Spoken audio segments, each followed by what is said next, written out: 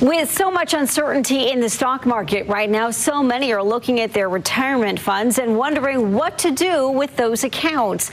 Joining us now is certified financial planner Joe Burt. Joe, good morning. Good morning, Andrea. So let's talk about the CARE Act. What is it and what does it mean for retirement accounts?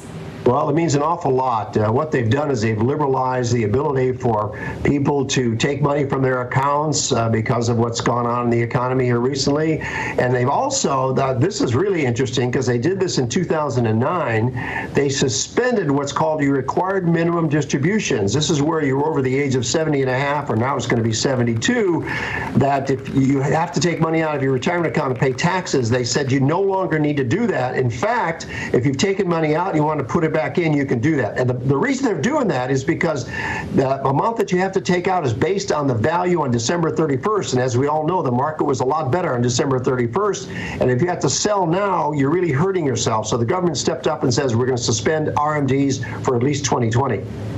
So many people right now facing uncertain job futures, wondering whether they should withdraw money from their 401ks to stay afloat. What do you recommend?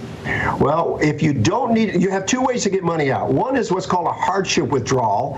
And what they've done is they suspended the 10% penalty if you're under 59 and a half to get that money. And now they've raised the limit up to $100,000 on a withdrawal. But if you do that, you have to pay taxes. But they said if you're going to do that, you can pay the taxes out over 3 years, and you have 3 years to pay it back and have all the taxes forgiven. But once again, that is taxable to you. They raised it from the threshold of $50,000 to $100,000. And people that qualify for that are those that are impacted by layoffs and by furloughs.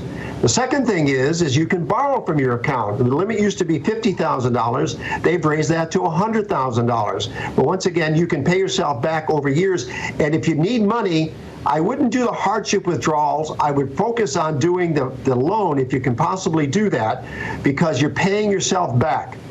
And so there's a lot of flexibility there. And what the government, of course, is encouraging people to do is to use this money judiciously. Don't use it, of course, to go out, and I'm sure our listeners won't do this, to go out and buy that TV. Now, you can't take the vacation, but don't go out and splurge that money because they've made it a lot more liberal for you. Sage advice, Joe. Also, a big question for you. What about advice when it comes to credit cards and loan payments? Most of these payments are due regardless of your employment status at the moment. So what advice do you have for folks wondering, how am I going to cover the cost of these payments if I don't have income coming in?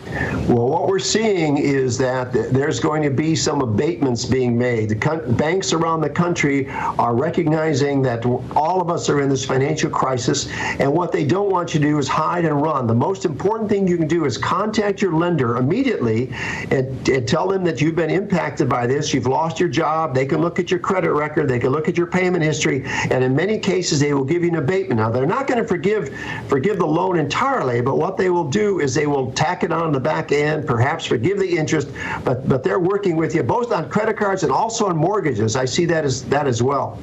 Okay, so the best advice really here is contact your credit card company, your loan, your mortgage, your bank, whatever it is, and talk with them about what you might be able to do going forward, because I know a lot of interest in those payments are hanging over people's heads for sure.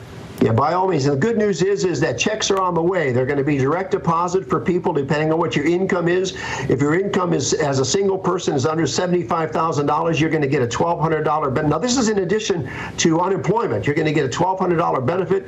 If you're married, filing a joint return, if your income is under $150,000, you're going to get a benefit of up to $2,400. Plus, if you have children at home, you're going to be getting money. And that'll be a direct deposit to your checking account based on what your tax situation, or based on what they have on record for you, based on your taxes, or if they don't have that, it'll be mailed to you. But help is on the way. The cavalry is coming. Any advice when it comes to what to do with that $1,200? I know a lot of people will be using it to pay for rent and bills and groceries. If you've got some spare money here, what do you think people should do with it? Well, Andrea, you hit it right on the head. It's for your essentials. It's to keep a roof over your head, to keep food on the table. I would look, I would look at food, because I think that you're going to get some abatement. That's why you want to reach out to your credit card company, see if you can get some relief there in payments, and then keep the food on the table, because who knows how long this will last. I'm cautiously optimistic. I really think we're going to be out of this by the end of April, if not sooner, but we'll see. Well, we hope so. We like that cautious optimism, Joe. Always good to see you. Thank you. Where can people find you, Joe? Just Google me, 2 words, Joe Bert, B-E-R-T. It's always so wonderful to chat with you, Joe. Thank you. Thank you, Andrea.